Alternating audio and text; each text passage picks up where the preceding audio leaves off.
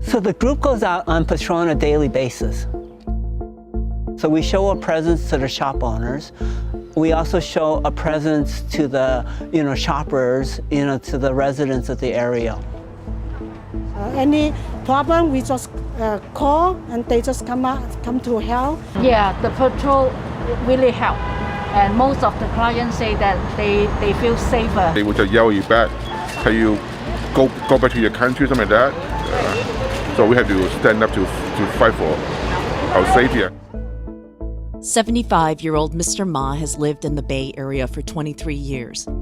In February, he recruited other Chinese seniors from his social club to patrol the neighborhood. So normally they're a family association that, kind of just get together for food and drinks and camaraderie and, just kind of playing games and things like that. Probably 2/3 of the walkers are ladies in their 60s and early 70s. They started the foot patrol to keep watch around Lunar New Year celebrations. But because of the rise in reports of anti-Asian crimes, they decided to make the patrol a long-term effort and recruit members from outside their club, like David Wan. I grew up in Oakland. One of the things that was always, good about Oakland, it's probably one of the largest diverse cities. My dad came in the mid-40s, and my mom came over either late 59 or early 60. For better or for worse, we were grown up basically, don't rock the boat, put your head down. A lot of the violence that has happened has, for the most part, always gone, unreported. We're kind of trained not to make too much noise about it. One study using police data from 16 U.S. cities shows reports of anti-Asian crime in the first part of this year were up 164% from the same time last year.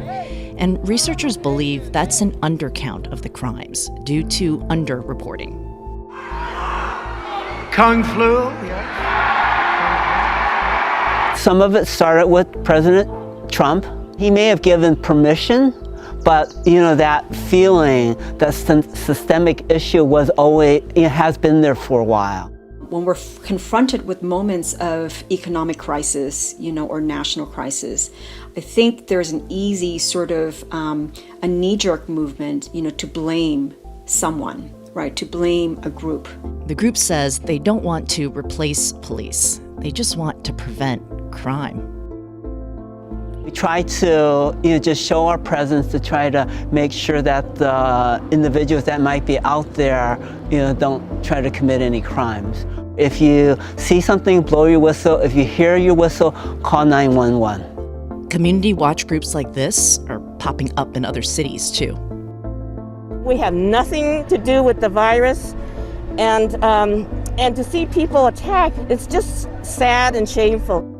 In mid-May, President Biden signed the COVID-19 Hate Crimes Act, which will expedite review of possible hate crimes during the pandemic. It's wrong, it's un-American, and it must stop.